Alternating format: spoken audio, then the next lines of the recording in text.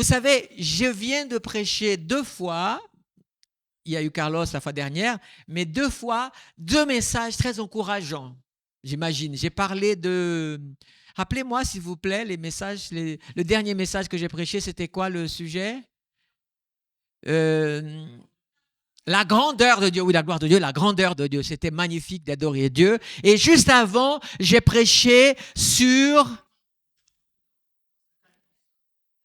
Il y a eu le kairos de temps de Dieu, exactement. Et puis j'ai prêché encore sur les opportunités. Pourquoi je vous dis ça? Ce n'est pas pour me faire la pub, c'est parce que le message d'aujourd'hui demande que je dise ça avant.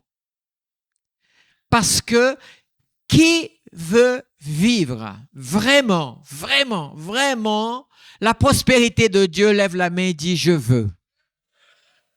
Qui veut vivre le kairos de Dieu, le temps de Dieu dans sa vie, dit « je le veux », on lève la main. Qui veut voir la grandeur de Dieu dans ta vie, dans ta famille, dans l'église, dans cette île, et tu veux glorifier Dieu pour ses bienfaits et pour ses grands faits, donne gloire à Dieu, alléluia. Alors, on va battre un adversaire qui empêche ces choses-là. Vous voulez bien? Un adversaire. Alors, cet adversaire, il est très particulier. Par exemple, en France, il est très fort. Dans d'autres pays, il l'est aussi parce que dans la nature humaine, il s'accroche à toi. Et pourtant, on ne dit pas qu'il est un péché. Parce que peut-être qu'il n'est pas un péché.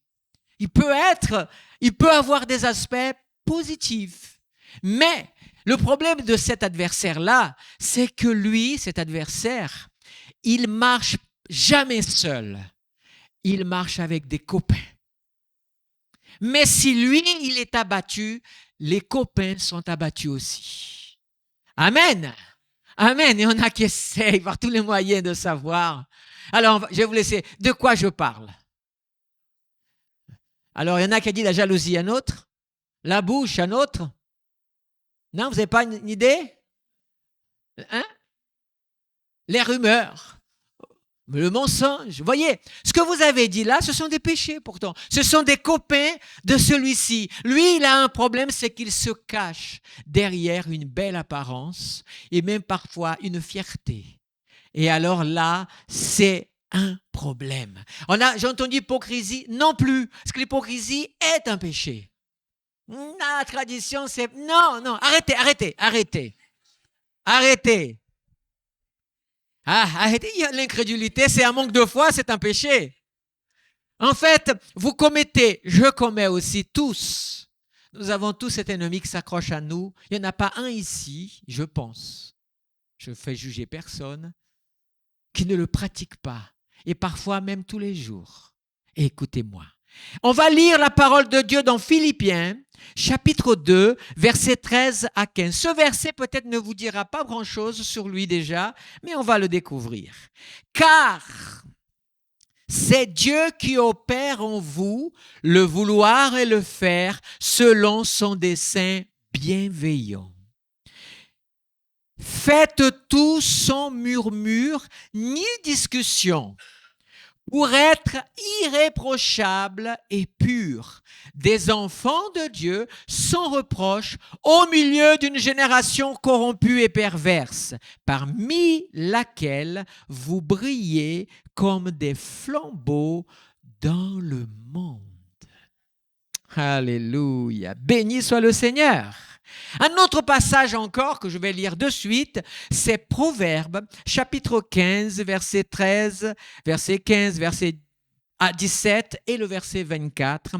Un cœur joyeux rend le visage heureux, mais par le chagrin du cœur, l'esprit est brisé. Tous les jours du malheureux sont... Alors je répète ça, tous les jours du malheureux sont mauvais. Mais celui qui a le cœur heureux a un festin continuel. Waouh! Mieux vaut, écoute bien cette phrase, qui est assez longue, mais tellement précieuse. Mieux vaut peu avec la crainte du Seigneur qu'un grand trésor avec des soucis. C'est pas fini. Mieux vaut un repas, écoute bien, d'herbe, là où il y a de l'amour, qu'un bœuf engraissé et de la haine. Vous êtes d'accord avec ça? C'est croyable, hein? Bon, je ne suis pas pour manger l'herbe, mais plutôt le bœuf. Mais j'avoue que si c'est pour avoir mangé le bœuf au milieu de la haine, de la discussion, de la discorde et tout ça, je préfère alors une bonne salade avec beaucoup d'amour. Oublie ce que je viens de dire, ma femme. C'est pas fini le texte. Le chemin de la vie est en haut pour les sages, d'accord? Afin qu'ils s'écartent de l'enfer qui est au-dessous. Oh, alléluia. Encore un proverbe. C'est 18, verset 14. L'esprit de l'homme le soutient dans sa maladie. Mais si l'esprit est abattu, qui le relèvera? Bien-aimés, de quoi va-t-on parler ce soir? Qu'est-ce que nous allons parler? Eh bien, moi, je vais vous parler, vous savez de quoi? J'ai appelé ce message « Réclamation et compagnie ». La réclamation. Se plaindre. Alors, réclamare, c'est du latin pour réclamation, et ça veut dire que c'est, vous avez dans réclamation, vous avez clamation, acclamation. Donc c'est quoi? C'est se plaindre avec des cris. OK? La réclamation aussi dans le dictionnaire est en relation avec porter devant une autorité une demande pour un droit qu'on estime avoir. OK? Là, rien à dire. Ça paraît pas mal, non? Mais le problème, c'est que, vous savez, la meilleure image que je peux vous donner, elle vient de m'être donnée par le Seigneur dans ma pensée. Dieu crée des choses superbes pour nous et le diable, il ne les change, il ne les enlève pas parfois. Il simplement se contente de transformer un endroit merveilleux en un endroit qui est devenu tout. Pensez au jardin d'Éden. C'est merveilleux. Le serpent s'est introduit et a réussi à transformer ce lieu en un lieu de peur. Vous voyez? Pensez à ça. Oui, la réclamation. On a tous le droit de porter sa demande. Nous avons même des sites dans lesquels vous pouvez porter vos réclamations, vos doléances, comme on dit. On a des tribunaux pour nos doléances, toutes ces choses-là. Donc, c'est un droit quelque part qu'on a tous. Moi, j'ai le droit, j'ai mal, je me plains de ma douleur. Ça paraît assez. Mais aujourd'hui, je voudrais qu'on aille plus loin dans notre nous-mêmes, quoi, et qu'on se dise, mais est-ce que par hasard, tu n'es pas devenu quelqu'un qui n'arrête pas de te plaindre de tout, de réclamation sur ça, réclamation sur ceci, tu n'es jamais content. Tu te plains de ça, tu te plains de là-bas, tu te plains de cette chose, tu te plains des autres. Et là, c'est terrible. Alors, on va voir quelques petits copains comme ça qui accompagnent et qui fortifient ou qui se nourrissent de la réclamation et qui viennent justement. Moi, j'ai appelé ça, donc, apitoiement et mauvaise foi. On commence fort, amen. Apitoiement et mauvaise foi. Franchement. Alors, le texte que j'ai choisi, écoutez, ne n'ayons pas très loin. Hein. Genèse, chapitre 3, verset 6, verset 8, verset 6, ensuite 8 à 13. Regardez ce qui se passe dans ce jardin. La femme vit que l'arbre était porteur de fruits bons. Mais bien sûr, Dieu a fait des choses bonnes. Alléluia. À manger. agréable à regarder et précieux pour ouvrir l'intelligence. Elle prit de son fruit et en mangea. Bon, j'ai coupé un peu l'histoire parce qu'on la connaît. Avant qu'elle arrive à ça, elle a été séduite, on est d'accord? Mais là, on est déjà dans la réalisation. Je vous pose la question. Est-ce que le serpent, il a enroulé Ève, il l'a saucissonné et ensuite, il a pris, il a bloqué sa respiration et ensuite, et il a glissé le fruit dans sa bouche et du coup, quand il a lâché, elle a croqué par effet de respiration et manque d'air. Est-ce qu'elle a subi ça? Hein? Et non, pas du tout. Il a simplement convaincu de quelque chose qu'elle a accepté, mais il n'a jamais fait ça. Qu'est-ce qui s'est passé? Elle a pris, elle a vu que l'arbre était bon. Elle est allée avec sa mimine. Le serpent n'a même pas décroché le fruit. Tiens, non, regarde. Non, elle a pris avec sa mimine. Regardez ce qu'elle a fait. Écoutez, parce que c'est très intéressant, ce texte à la lumière de ce regard-là. Elle a pris son fruit et en mangea. Puis elle s'est dit, Adam, viens Coco, tu es à côté de moi. Hein? Viens mon Adanou. Hein? Vous ne l'avez jamais vu parler comme ça, hein? C'est la première fois. Hein? Et oui, mais dans ces moments comme ça, parfois, elles peuvent parler comme ça. Et alors, qu'est-ce qui se passe? Il est dit dans le texte, elle donna aussi à son mari, mais écoutez bien, qui était avec elle. Mais pourquoi t'as fermé ta bouche? Je vais être très éduqué pour dire le mot qui convient dans un endroit pareil. On est d'accord? Il était à côté d'elle, il était avec elle.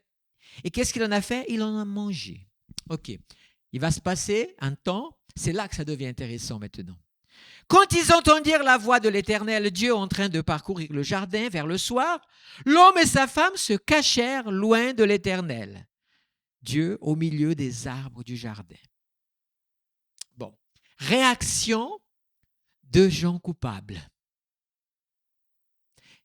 Gardez ça, gardez votre concentration parce que c'est intéressant parce que ce qu'ils ont vécu, tu vis, je ne dis pas tous les jours quand même, mais très souvent dans ta vie, tu as les mêmes réactions.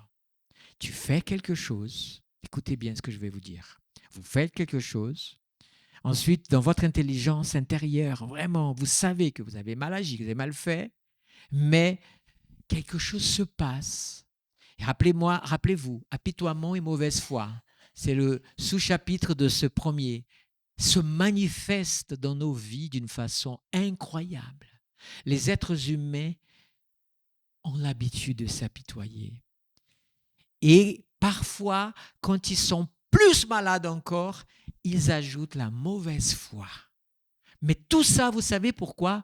C'est pour se donner enlever un fardeau qui leur pèse dans leur conscience. Alors, écoutez la lecture. Là, il s'agit de Dieu. Il ne s'agit pas de ton voisin, de ton père, ta mère, ton frère, ta sœur, ton pasteur, ou ton patron, ou ton leader, ou ton président de la République. Il s'agit de toi. Il s'agit de Dieu en personne. Il parcourt le jardin. Regardez comme ces deux-là vont aller loin quand même, dans l'apitoiement et dans la mauvaise foi. Alors, cependant, l'Éternel Dieu appela l'homme et dit, « Où es-tu » Il répondit, « J'ai entendu ta voix dans le jardin, j'ai eu peur. » Tant de siècles peut-être là, ensemble tous les jours ou d'années, je ne sais pas. Et maintenant, tu as peur. D'accord. J'ai eu peur. OK. Vous savez, aujourd'hui, on pourrait dire à quelqu'un, tout le monde a le droit d'avoir peur. Pas Adam et Ève. La peur n'existait pas. Elle venait de naître. C'était la première fois. C'était un sentiment que les narrateurs ont appelé peur, mais lui-même ne savait pas ce qu'il avait, mais en tout cas, il a fui Dieu.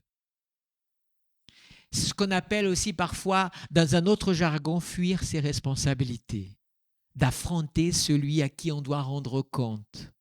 Les enfants, vous avez remarqué, quand ils font des bêtises, ils essayent déjà de nous mentir, ils essayent de se cacher, ils essayent. Hein? C'est quoi? C'est déjà là. On est tous en train de fuir, d'assumer.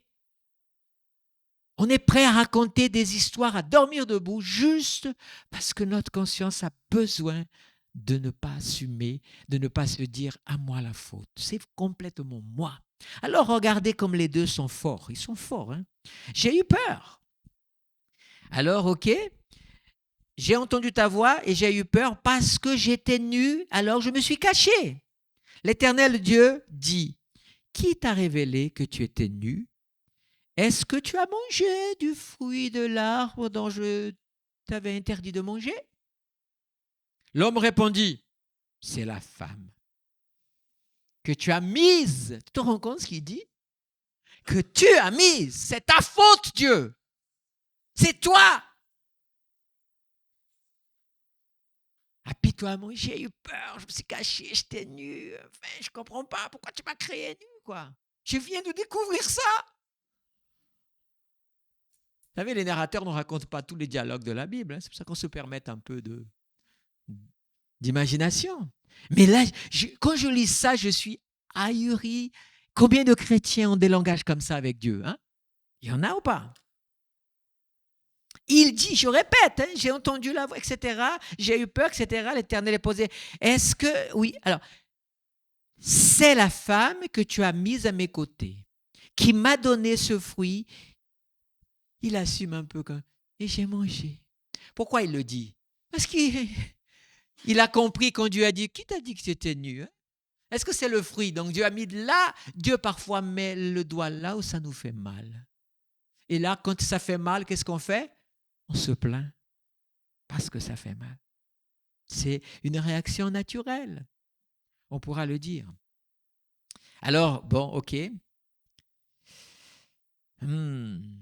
L'homme répondit, c'est la femme, etc. Elle me donnait et fruits et j'en ai mangé. L'Éternel dit à la femme, c'est la femme, oulala. L'Éternel Dieu dit à la femme, pourquoi as-tu fait cela? La femme répondit, le serpent m'a trompé et j'en ai mangé. Ok, il t'a trompé. Mais peut-être que je ne mangerai quand même pas. Mais une fois qu'on se laisse, c'est terrible ça. Je vais arrêter l'histoire là, ce n'est pas la peine. C'est l'illustration que je voulais faire, c'est pour vous montrer que même quand on a 100% tort, on trouve le moyen, soit par l'apitoiement, soit par la mauvaise foi, de vouloir. Alors imaginez, si à Dieu ils sont capables de faire, imaginez entre nous. Qu'est-ce qui parfois crée beaucoup de problèmes entre nous? Parfois, c'est qui peut échapper à la mauvaise foi d'un autre? Personne. Personne ne peut échapper à la mauvaise foi d'une autre personne. Il faut beaucoup de sincérité, beaucoup d'humilité, beaucoup d'amour pour ne pas avoir de mauvaise foi. N'est-ce pas? Et de dire non, non, non, c'est pour moi, c'est pour moi, c'est pour moi. Deuxième chapitre, manque d'appétit, caprice et mauvaise fréquentation. On y va? Voyons un peu ce que ça donne, ces titres merveilleux. Alors, 1 Roi 21, 4 à 5, deux textes que je vais vous donner. Et Akab vint, écoutez bien, et Akab vint en sa maison tout chagrin et irrité de la parole qui lui avait été dite, qui lui avait dit Naboth, le Jizréelite.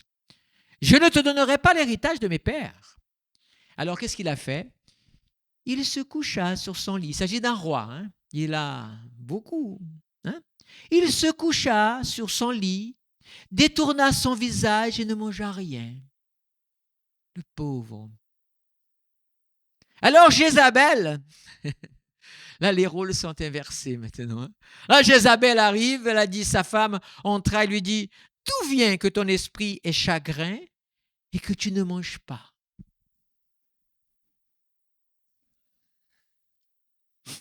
Naboth, d'où le mot Nabot peut-être.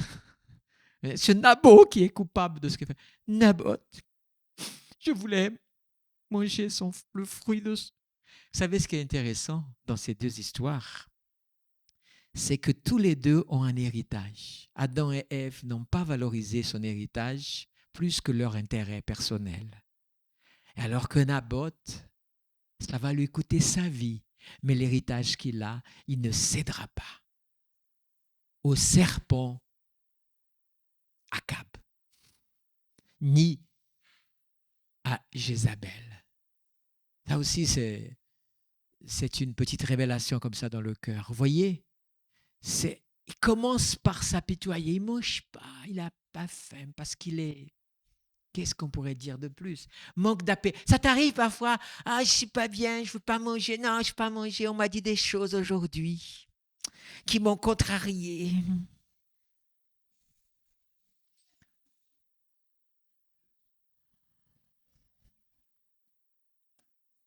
Miséricorde, Seigneur. Parce que nous sommes comme ça. Vraiment. Mais aujourd'hui, on va le vaincre, ça, non? Parce qu'on a dit que toutes ces choses-là, ça empêche. Vous croyez que Dieu va ouvrir le ciel et déposer, tiens, prends toutes mes richesses, alors que tu vis dans ce genre d'état d'esprit, de la mauvaise foi, et toutes ces choses-là? Non, il faut vaincre cet ennemi-là. Amnon, vous connaissez? Regardez cette histoire, elle est terrible. Elle est dans 2 Samuel, chapitre 13, les versets, tout ça vont afficher. Je vais lire rapidement. Amnon était tourmenté jusqu'à se rendre malade. Pourquoi ce garçon? C'est un fils de roi, hein? À cause de Tamar, sa sœur, car elle était vierge, et il paraissait difficile, Amnon, de faire sur elle la moindre tentative. Vous savez, cours de récréation. Oh, je suis tellement amoureux de telle fille, là, le garçon et tout. Il ne me regarde même pas. Je suis malheureux, quoi. À la maison, j'ai pas envie d'aller à l'école. J'ai pas envie d'étudier, j'ai pas envie de faire mes devoirs. Ma vie n'a pas de valeur. Hein? Ça commence très jeune, ce genre de choses. Hein? Et vous riez, hein, parce que ça vous parle, ces choses. Il y a un retour vers le passé, là, qui se passe en ce moment ou pas? Je l'ai souri, mais il ne m'a pas rendu le sourire de mon sourire qui était souriant. Ah mon Dieu, je suis malade d'amour. Personne ne peut me comprendre, encore moins mes parents. Ces sales parents. Oh là là. Oh là là là là là là. Regardez l'affaire. À cause de Tamar, bien sûr, parce que voilà, monsieur tentait. Amnon avait un ami qui se nommait Yonadab. Attention, attention à tes fréquentations.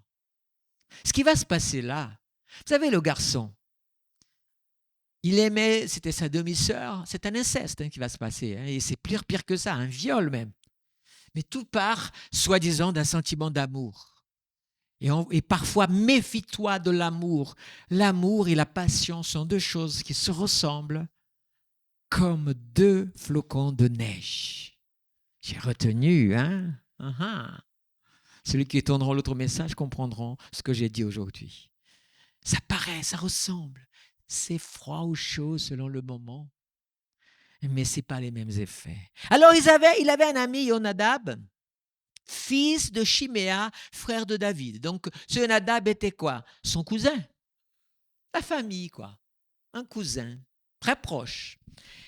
Yonadab était un homme très habile. Lui dit, pourquoi apparais-tu ainsi chaque matin, plus misérable, toi, fils de roi?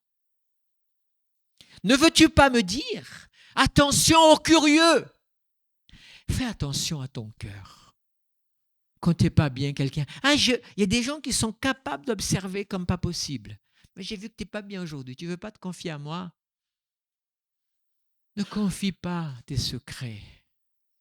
Ne confie pas tes secrets comme ça. Mais c'est mon meilleur ami. Oui, le meilleur ami parfois devient le pire ennemi. Sache-le, parce qu'il connaît tes secrets. Et le jour où tu le déçois, j'ai dit, j'ai un dossier sur elle.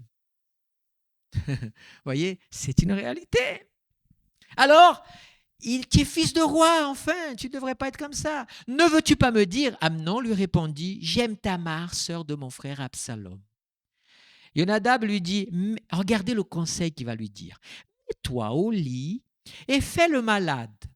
Quand ton père viendra te voir, tu lui diras, permets à ma sœur Tamar de venir pour me donner de la nourriture, qu'elle prépare la nourriture sous mes yeux afin que je la voie et que je prenne de sa main.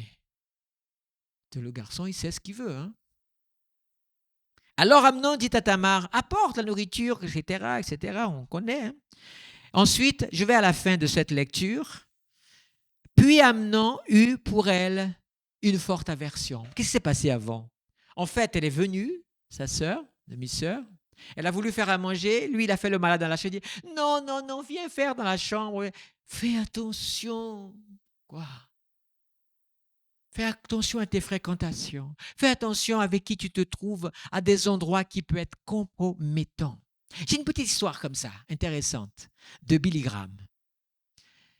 Un jour, Billy Graham, il y a bien longtemps déjà, il a été invité à venir voir Hillary Clinton. Hillary Clinton, vous voyez qui c'est? OK. Vous savez quelle fut la réponse de Billy Graham, a fréquenté beaucoup de présidents de la République. Hein? Il a envoyé un message en disant « Je ne rencontre jamais tout seul une si belle femme. Une belle femme. » Et donc Hillary, qu'est-ce qu'elle a fait? Elle a pris un restaurant dans un endroit très visible et ils sont allés manger là-bas. Mais au départ, c'était pour aller le voir à un endroit où ils allaient discuter. Rien de mal, mais voyez, il a su être prudent parce qu'il savait aussi que ce n'est pas évident. Beaucoup de gens sont en train de tomber. Peut-être ils sont coupables, peut-être ils ne le sont pas, mais ils ont été vaniteux. Ils se sont retrouvés dans des endroits et puis ensuite la mauvaise foi de quelqu'un a pu faire du mal. Alors, attention. Soyons vigilants. Dans cette histoire, il y a beaucoup de choses. Parce que quand on ne veille pas, quand on ne fait pas attention à ces valeurs-là, eh bien, tu sais ce qui va arriver dans ta vie? Tu vas te plaindre beaucoup. Tu auras raison de te plaindre, de crier, de vouloir, mais malheureusement, tu n'as pas veillé. Donc, pour éviter cela, sois vraiment prudent. Caprice, mauvaise fréquentation, et parfois, tout ça amène qu'à un moment donné, tu vas commencer à te plaindre. Ouais, mais je ne pensais pas, je ne savais pas, et tu vas souffrir énormément. C'est triste. Un petit chapitre d'un copain des personnes qui aiment se plaindre, c'est la jalousie. Alors, je ne vais pas prêcher sur la jalousie parce qu'à elle seule, ça vaut tout un chapitre. Je crois que Marlène est en train de préparer peut-être un jour un message comme ça. Je sais qu'elle a ressenti de le faire. Alors, du coup, je dis, vas-y, toi. Mais je vais quand même juste, donc je ne vais pas rester beaucoup. Regardez ce que la jalousie est capable de faire. Genèse 31. Lorsque Rachel vit qu'elle ne donnait pas d'enfant à Jacob, on est d'accord, elle fut jalouse de sa sœur et elle dit quoi à Jacob? Donne-moi des enfants, sinon je meurs.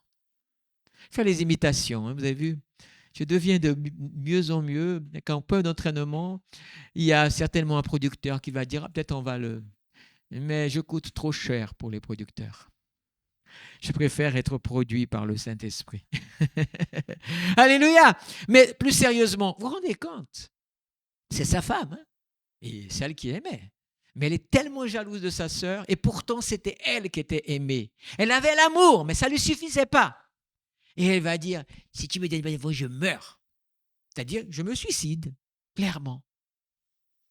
Vous savez, ça paraît absurde ça, mais il y a des personnes qui se sont donné la mort pour des choses pas grandes. Hein. Je comprends la souffrance de beaucoup de gens, et c'est vraiment terrible, le suicide, mais il y a des gens qui rentrent dans un état d'esprit tellement négatif pour des choses qui parfois ne sont pas si graves que ça. En tout cas, dans le cas de Rachel, c'était un chantage émotionnel. Attention au chantage émotionnel. On va terminer par une dernière histoire et un dernier copain de la réclamation, c'est l'entêtement. Alors, où se trouve cette histoire? Elle se trouve, lui aussi, c'est un champion. Hein. Champion, c'est Jonas. Jonas chapitre 4. Voilà le dialogue qui se passe. Mais cela déplut extrêmement à Jonas. Qu'est-ce que Jonas voulait? J'ai prêché l'évangile et les Ninivites, il faut qu'ils meurent. Et puis Dieu a dit, écoute, ils se sont repentis, c'est ce que j'attends. C'est pas que le méchant meure, mais qu'il vive et qu'il revienne à moi, se repente de ses péchés plutôt. Mais cela déplut extrêmement à Jonas et il en était très en colère. C'est pourquoi maintenant, ô Seigneur, prends, je te supplie, ma vie, car c'est mieux pour moi de mourir plutôt que de vivre. Waouh! Waouh! Alors le Seigneur lui dit, fais-tu bien d'être irrité? Et alors il arriva que le soleil se leva, Dieu prépara un violent vent d'est, un violent vent d'est, et le soleil frappa sur la tête de Jonas, en sorte qu'il s'évanouit et désira mourir. Et dit, c'est mieux pour moi de mourir plutôt que de vivre. Et Dieu dit à Jonas, fais-tu bien d'être irrité à cause de la courge? Parce que Dieu avait fait venir une courge comme ça, et le couvrir, il était content d'être à l'ombre. Dieu est tellement bon dans cet épisode. Parce que Dieu, c'est vrai qu'il est responsable de Jonas. Il l'a envoyé. Jonas ne voulait pas. Et Dieu l'a forcé d'une manière à y aller. Et maintenant, il est entêté. Il a dit, tu m'as forcé, je veux. Il y a des gens qui sont comme ça. Ils sont dans un entêtement parce que leur orgueil leur empêche de faire marche arrière. Vous savez, c'est comme deux voitures qui se rencontrent dans un chemin et que tout d'un coup, il faut que l'un fasse marche arrière et les deux restent là. Non. C'est à lui de reculer. Non, c'est à lui de reculer. Des fois, dans les couples, les problèmes sont comme ça aussi.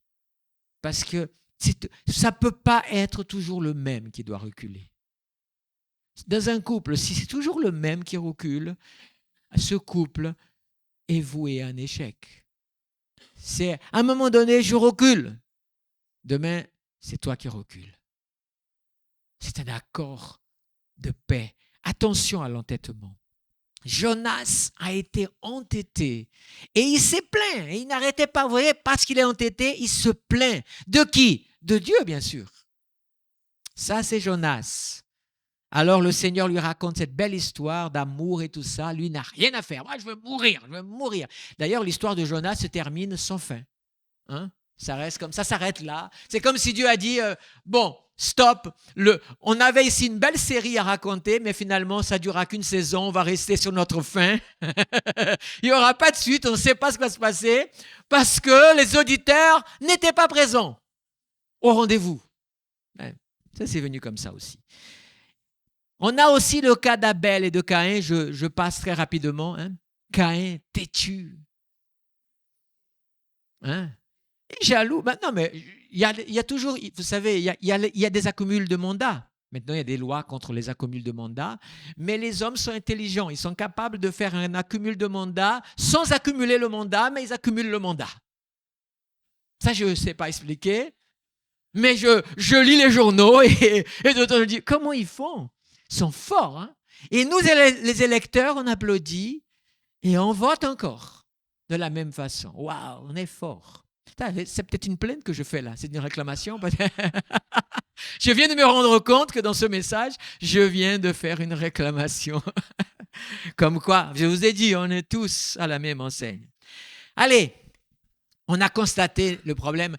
Qui ici a tendance à la réclamation? Levez la main, s'il vous plaît.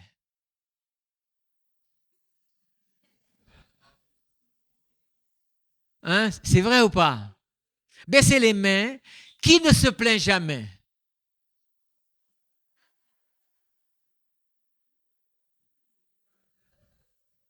Dis donc, je savais que la mauvaise foi existait dans la réclamation. On vient de la voir l'illustration. Béni soit le Seigneur. Non, je ne dis pas béni soit. Si, je dis béni le Seigneur quand même. Parce qu'en tout, on bénit le Seigneur. Allons au remède, si vous voulez bien. Est-ce que vous voulez le remède? Non, on arrête le message maintenant et je vous laisse et vous continuez à vous plaindre. Parce qu'il y a des gens qui se plaisent à se plaindre. Nous, les Français, on se plaint. C'est un art. C'est ça ou pas? Si on ne se plaint pas, on n'est pas heureux. C'est vrai ou pas? On se plaint de tout. On se plaint de tout. Si on fait 40 heures, on se plaint. Si on fait 32 heures, on se plaint. Si on a un gros salaire, on se plaint. Si on a un petit salaire, on se plaint. Si on est en bonne santé, on se plaint. Ah, je vous assure qu'il y en a qui sont capables. Je ne dis pas que toute l'humanité le fait de la même manière, mais chacun trouve un moyen de se plaindre d'une chose ou d'une autre. Parce qu'il y a la mauvaise foi. Ouais, je suis en bonne santé, mais je ne suis pas riche. Ça vous va maintenant? Il y en a qui sont riches et ils se plaignent. Mon Dieu, trop de lois pour prendre mon argent que j'ai tellement sué pour avoir. Ça me fait penser à Louis de Funès au... Oh, comment il disait ça? Oh, mon Seigneur! Hein, c'est le... Comment ça s'appelait? L'avare. C'est ça, la folie des grandeurs. Ouais, c'est ça, ouais. Vous connaissez quelques passages de la Bible par cœur aussi? Mauvaise foi de ma part, pardon, Seigneur. Oh là là, on est tous, on se prend tous cher là. Le message est comme un boomerang, il va, il revient. Mais allez, commençons par un peu une petite goutte d'un premier médicament. Proverbe 17, 22. Un cœur joyeux est un bon remède, mais un esprit abattu dessèche les os. Quand tu te plains tout le temps, ta santé va aussi en pâtir. À petites gouttes. Alors privilégie le cœur joyeux. On appelle ça le contentement. Psaume 147, verset 3. Il guérit ceux qui ont le cœur brisé et pense leurs blessures. Plains-toi au Seigneur, parce que lui pourra soigner tes blessures. Mais quand tu te plains aux autres et qui ne peuvent rien faire, parfois tu ne fais que casser les pieds. Vous savez, je vais vous dire quelque chose ici. J'essaie de ne pas regarder personne, mais je connais un petit peu notre église. Il y en a qui sont les champions de la réclamation. Ah, sincèrement. Il y en a qui sont les champions de la réclamation. Ils sont tout le temps en train de se plaindre de tout, de tout. Même leur phrase est déjà une plainte, sans que ce soit une réclamation. C'est incroyable, ça. Je pourrais faire ici une espèce de top 10. Mais c'est incroyable. Serait-ce un pasteur qui se plaint de ceux qui se plaignent dans l'église? Je ne sais plus. Allons-y, continuons. Luc chapitre 4, verset 18. L'Esprit du Seigneur est sur moi parce qu'il m'a consacré par onction pour annoncer la bonne nouvelle aux pauvres. Il m'a envoyé pour guérir ceux qui ont le cœur brisé. Jean 14, 1. Que votre cœur ne se trouble pas. Croyez en Dieu, croyez aussi en moi. Amen. Allons voir un petit peu plus Paul d'une façon plus profonde avec un texte de Paul aux Éphésiens, chapitre 4, verset 22. On a eu ce qu'on a appelé ici des petites gouttes. Maintenant, on va boire un médicament beaucoup plus fort. Peut-être une espèce d'antibiotique ou quelque chose comme ça. On a 2 antibiotiques avec 2 médecins, le médecin Paul et le médecin Jacques. Ils vont nous préconiser ici un remède de choc. Allons-y. On vous a enseigné à vous débarrasser du vieil homme qui correspond à votre ancienne manière de vivre et se détruit sous l'effet de ses désirs trompeurs. Ben oui, mes désirs, je ne les assovis pas, je me plains. À vous laisser renouveler par l'Esprit dans votre intelligence et à revêtir de l'homme nouveau, créé selon Dieu dans la justice et la sainteté qui produit la vérité. Donc, plus de mauvaise foi. OK? C'est pourquoi, vous débarrassant du mensonge, dites chacun la vérité à votre prochain, car nous sommes membres les uns des autres. Si vous vous mettez en colère, ne péchez pas, que le soleil ne se couche pas sur votre colère. Allez, règle le problème, ne sois pas de mauvaise foi, ne cache pas, allez, c'est ma faute, pardonne-moi, chérie. Par exemple, avant que ça se couche, il vaut mieux dormir au chaud au lit qu'au lit, mais dos à dos. Comme c'est, vous savez, les dualistes de l'époque, on se mettait dos à dos et on faisait, et puis après on tournait et on tirait. Ils dorment toute la nuit, dos à dos, et le matin, et puis, continue à tirer, alors qu'un juste se dire la vérité et se réconcilier réglerait ça facilement. Ne vous mettez pas en colère. Débarrassez-vous de ces choses-là. Et ne laissez aucune place au diable. C'est ce qu'a fait Ève. Qu'aucune parole malsaine ne sorte de votre bouche. Vous voyez, malsaine, ça s'inclut aussi d'être tout le temps en train de railler, de se plaindre. Personne ne me comprend. Arrête avec ça. Mais seulement, voici ce que dit la Bible, de bonnes paroles qui, en fonction des besoins, servent à l'édification et transmettent une grâce à ceux qui l'entendent. Oh là, c'est le frère qui vient. Oh là là, on va passer un bon moment avec lui, hein, je te le dis. Hein.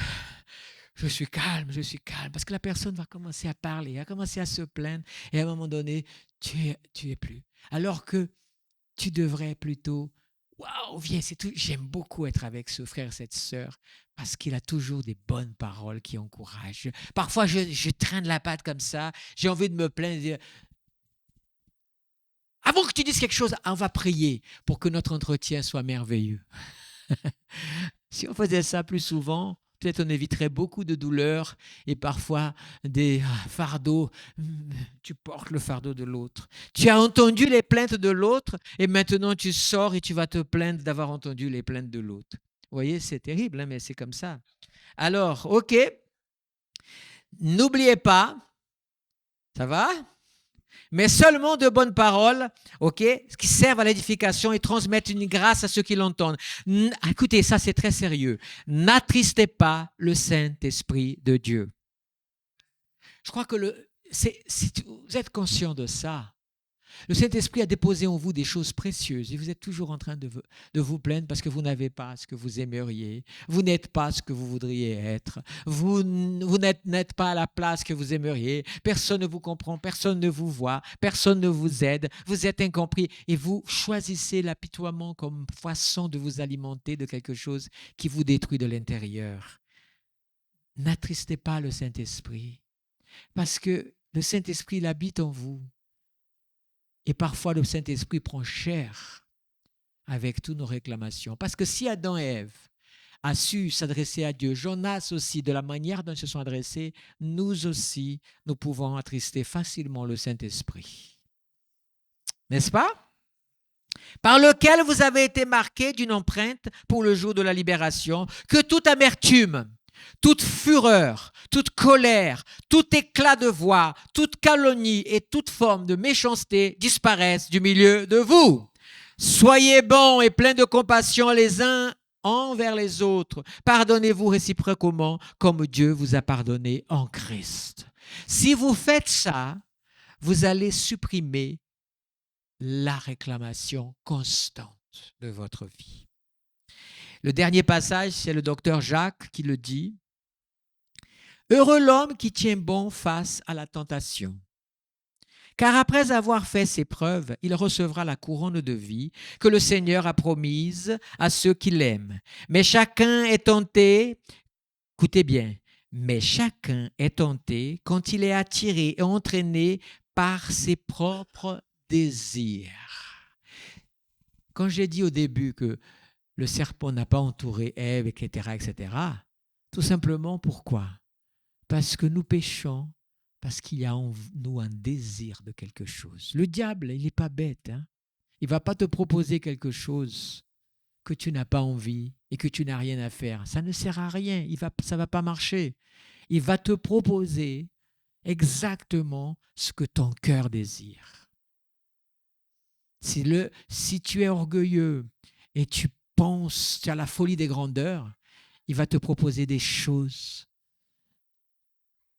qui vont élever cet ego de ta personne. Pour Ève, il a proposé quoi? Ils avaient tout. Qu'est-ce qu'ils n'avaient pas? Ils n'étaient pas Dieu. Il dit, ben Dieu, tu sais, il est jaloux, quoi. Dieu, en fait, il ne veut pas que vous soyez comme lui. Tu te rends compte, c'est mesquin de la part de Dieu, non? Si tu manges ce fruit, je t'assure. En plus, Dieu, il est méchant parce que, franchement, te mettre le fruit au nez en plus. Oh, réfléchis un peu, Ève. Tu te rends compte, le fruit, tous les jours, tu le vois. Dans le jardin, il était grand. Hein? Et l'arbre était un seul. Il a réussi à le mettre. Tous les fruits, tous les jours, tu le vois. Et tu te dis comme ça, ouais, il est quand même beau ce fruit. Hein? C'est comme toi chez toi. Hein, tu es chez toi, tu es à table et tu as une pomme, tu as une poire, tu as une banane. En face de toi, il y a une pomme, une poire, une banane et un avocat. Toi, tu regardes. C'est vrai ou pas? C'est injuste, ça. Pourquoi lui, il a l'avocat et pas moi? Mais j'aime pas l'avocat. Mais juste le principe de se plaindre parce qu'il a l'avocat et moi, je ne l'ai pas. Entre sœurs et sœurs, là, j'ai 2 petites sœurs là-bas, je suis sûr que ça doit être fou, ça. Ce genre de choses. Dans l'église, c'est pareil entre frères et sœurs. Comment ça se fait? Le pasteur a laissé l'autre prêcher 30 minutes et moi, il m'a dit que s'il y avait droit qu'à 15. Hein? C'est quoi ça? Bien aimé, on pourrait aller pendant des heures comme ça, mais on va éviter. OK? Écoutez bien. Attention à ce que tu désires. Puis le désir, lorsqu'il est encouragé, donc là, le serpent, il a fait quoi? Petit encouragement. Attention à compagnie qui t'encourage, mais dans la mauvaise direction. Vous voyez, on rejoint tous les cas de figure, on le retrouve là. Oh, Jacques, il est bon, ce docteur-là. Hein? Il est excellent, lui. Hein? Jacques a dit. Hein?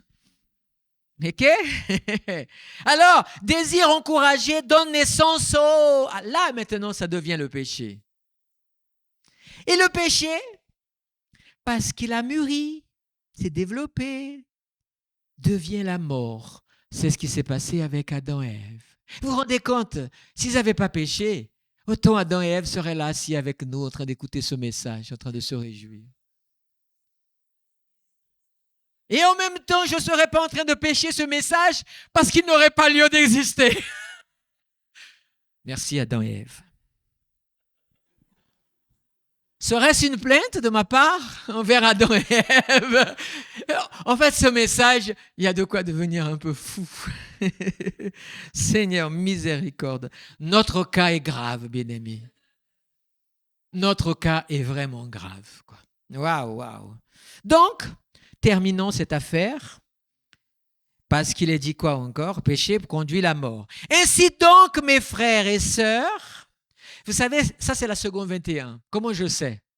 Parce que toutes les anciennes versions bibliques disent « mes frères », qui englobent l'homme et la femme. Mais la seconde 21 a mené une innovation dans sa traduction.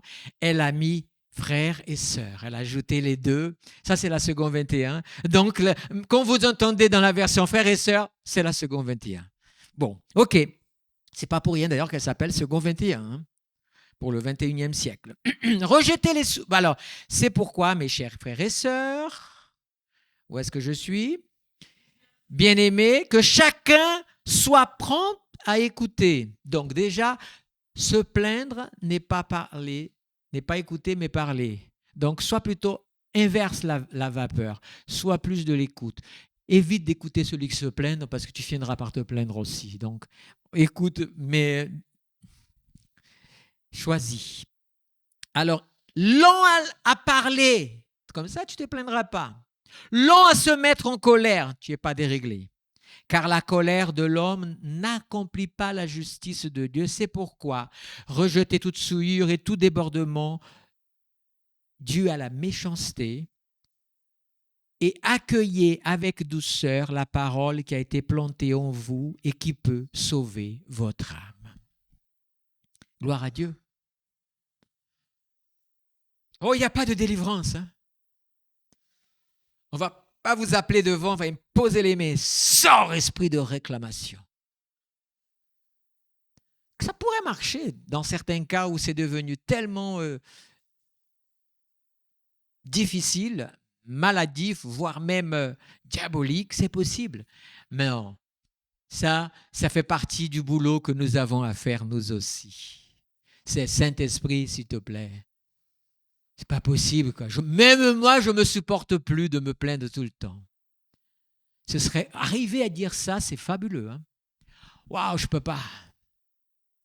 Alors, on peut jouer avec quelqu'un d'une façon douce et agréable. D'accord, vous voulez? Quelqu'un veut bien se plaindre de quelque chose, s'il vous plaît?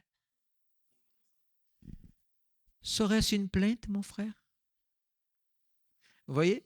Parfois, juste dire, serais-tu en train de te plaindre?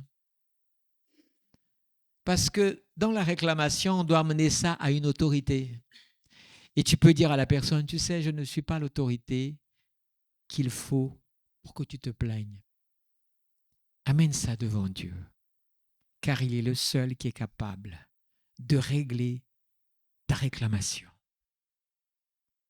Ça, c'est mon conseil pour que tu puisses travailler sur ta vie. Amen.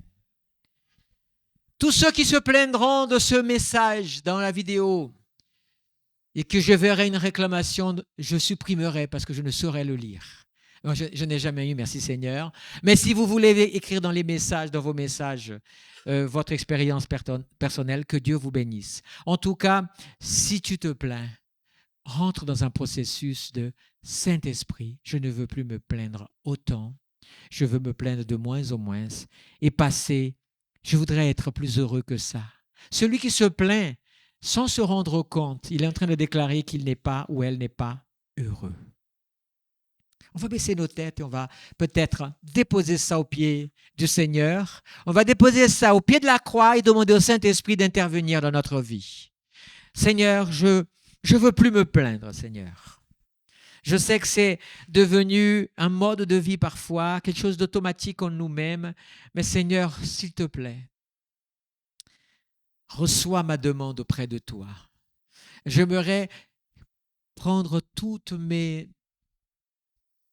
déceptions, toutes mes frustrations, toutes mes douleurs, toutes mes colères et toutes ces choses qui me font avoir besoin d'exprimer avec des sentiments qui parfois sont désagréables à moi-même. Seigneur, j'aimerais tellement te confier tout ça. Et je viens devant toi qui est l'autorité suprême. Et je te demande, Seigneur, donne-moi le contentement, la joie du Seigneur, la paix du Seigneur, la consolation qui vient de toi, Saint-Esprit. Saint-Esprit, viens guérir mon âme dans les domaines où je ne suis pas heureux avec ce que je vis. Seigneur, je ne veux pas me plaindre quand même de ma famille où je suis né, parce que je la trouve imparfaite. Seigneur, je ne veux pas me plaindre de l'église à laquelle j'appartiens, alors que mon pasteur est si merveilleux. Seigneur, je dis ça pour ne pas dire le contraire. Seigneur, je ne veux pas me plaindre. Je veux déposer devant toi. Je ne veux pas me plaindre, Seigneur, parfois au milieu de mon travail, être celui qui gâche le plaisir des autres par toujours des réclamations. Je ne veux pas être celui qui, quand il arrive, eh bien, un moment de joie devient un moment de tristesse ou de silence gênant à cause de mes plaintes et de mes réclamations. Seigneur, mets en moi un cœur joyeux. Mets-moi un esprit bien disposé. Que de ma bouche ait toujours des paroles qui apportent la joie et la reconnaissance à ceux qui l'entendent. Seigneur, aide-moi à veiller sur ceux qui parfois peuvent me conseiller. Aide-moi, Seigneur, je remets mon âme entre tes mains avec tous mes sentiments et toutes mes blessures et toutes mes souffrances. Et je demande ta guérison, Saint-Esprit. Toi, tu es celui qui peut me restaurer. Toi, tu es celui que je peux pleurer, Seigneur, devant toi. Mais je sais que mes pleurs se transformeront en cris de joie. Seigneur, Merci de bénir et de nous restaurer. Et si la réclamation est un esprit qui vient de l'enfer, alors je déclare au nom de Jésus, tu es lié et tu es chassé des vies au nom de Jésus. L'esprit de se plaindre, de ne jamais être heureux. Le diable est venu pour voler la joie du Seigneur. J'interdis à tout esprit de réclamation de voler ce que Dieu a semé dans mon cœur, au travers de jalousie, au travers d'entêtement, au travers d'apitoiement, au travers de mauvaise foi, au travers de caprices et parfois même de manque d'appétit. De sensibilité aussi. Je refuse toutes ces choses, tous ces sentiments, parfois même tous ces péchés dans ma vie, et je déclare que je suis libre en Christ et je veux être comme Christ. Seigneur, je veux finir cette prière en regardant à la croix. Seigneur, tu as dit au jardin de Gethsémani, Seigneur, si tu peux m'épargner, sinon que ta volonté soit faite. Devant Pilate, tu as gardé le silence. Seigneur, tu as porté la croix. Seigneur, à la croix, tu ne t'es pas plaint. Tu n'as pas dit au Père, mais pourquoi tu me fais passer par de telles humiliations pour des hommes et des femmes qui ne mériteraient pas ton amour? Non, Jésus, tu as dit plutôt, pardonne-leur car ils ne savent ce qu'ils font. Et tu nous as aimés jusqu'au bout. Et tu t'es donné sans réclamation, sans cri de colère, sans désir de vengeance, parce que l'amour couvre une multitude de péchés. Remplis notre cœur de ton amour. Guéris notre âme, Seigneur. Que nous n'ayons plus à nous plaindre les uns des autres, à critiquer les uns les autres, à nous éloigner les uns des autres parce qu'une personne est invivable, parce que je suis invivable. Mais je veux être le premier à être agréable aux autres et pas dépendre simplement que les autres me soient agréables parce que je suis égoïste. Seigneur, pardonne mes péchés.